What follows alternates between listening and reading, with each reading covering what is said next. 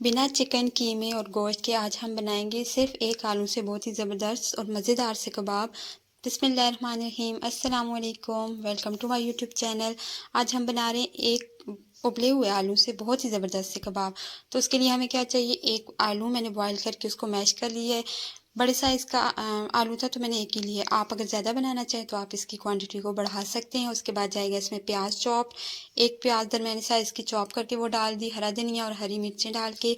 उसके बाद हमने इसमें शामिल कर दिया है कॉर्नफ्लोर। कॉर्नफ्लोर मैं यहाँ पे डालूंगी 2.5 टेबल स्पून। कॉर्नफ्लोर डालने के बाद इसमें हम ऐड करेंगे ब्रेड क्रम्स। 2 ब्रेड लेके, ब्रेड के पीस लेके उनको मैंने मोटे मोटे क्रम्स बना लिए हैं, वो इसमें ऐड कर दिए हैं।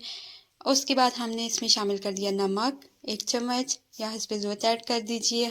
आधी चम्मच जाएगी इसमें सुरख मिर्चें, चाट मसाला जाएगा 1 टेबल स्पून। उसके बाद मैंने शामिल किया इसमें धनिया पाउडर 1/2 टी स्पून और गरम मसाला पाउडर डाला है मैंने 1/4 टी स्पून। मसाले हमने ऐड कर दिए हैं। इसमें मैं एक और चीज़ ऐड करने लगी हूँ जो कि अमूमन कटलेट्स में, टिक्की में, कबाब की टिक्की में, आलू की कबाब में नहीं जाती, लेकिन हम डालेंगे, इससे जायका बहुत ज़बरदस्त हो जाएगा।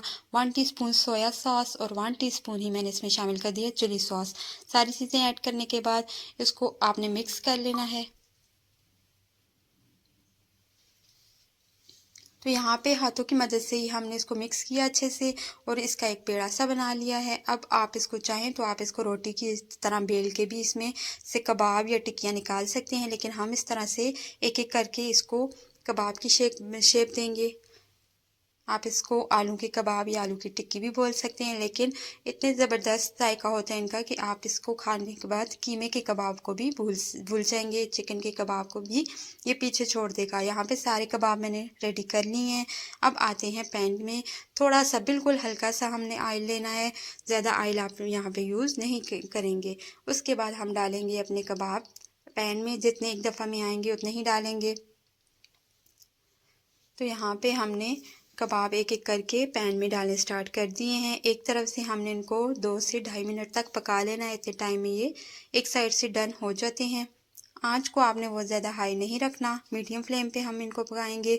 एक तरफ से थोड़ा सा लाइट सा कलर आया है, अभी हम इनको टर्न कर लेंगे और इनकी साइड को चेंज करते हुए इजीली ये चेंज हो जाएंगे, बिल्कुल भी नहीं टूटेंगे। और इसीलिए मैंने आपको ये बोला था कि ऑयल आपने थोड़ा कम ही रखना है। वैसे ज़्यादा ऑयल में भी ये फ्राई हो जाते हैं, लेकिन कोशिश कीजिएगा कि कम ऑयल में फ्राई कीजिएगा। इस तरह से इनके टूटने का खदशा बिल्कुल भी नहीं होता। दूसरा, ये हेल्दी भी रहते हैं। तो यहाँ पे हम दोनों साइड से इसको अच्छे से उलट पलट के पका लेंगे। अच्छा सा कलर आ जाएगा तो फिर हमने इनको निकाल लेना है। ज़्यादा टाइमिंग नहीं है इनकी पकने की, ये बहुत जल्दी पक जाते हैं। 3 से 4 मिनट में ये दोनों साइड से डन हो जाएंगे। तो यहाँ पे मेरे कबाब रेडी हो चुके हैं, मैं इनको निकाल लूँगी। बहुत ज़बरदस्त से कबाब बनते हैं और कम खर्च में, कम बजट में अगर आप बहुत अच्छी सी चीज़ बनाना चाहते हैं तो ये बनाइए, मेहमानों को भी दीजिए और घर में भी सबको खिलाइए। सब बहुत शौक़ से खाएंगे और सबको बहुत पसंद भी आएंगे। उम्मीद करती हूँ मेरी आज की ये रेसिपी आपको पसंद आई होगी। वीडियो पसंद आई हो तो लाइक और शेयर ज़रूर कर दीजिएगा, और अगर चैनल पर न्यू है तो मेरे चैनल को भी सब्सक्राइब करके बेल का आइकन प्रेस कर दीजिएगा और मुझे दुआओं में याद रखिएगा। Thanks for watching.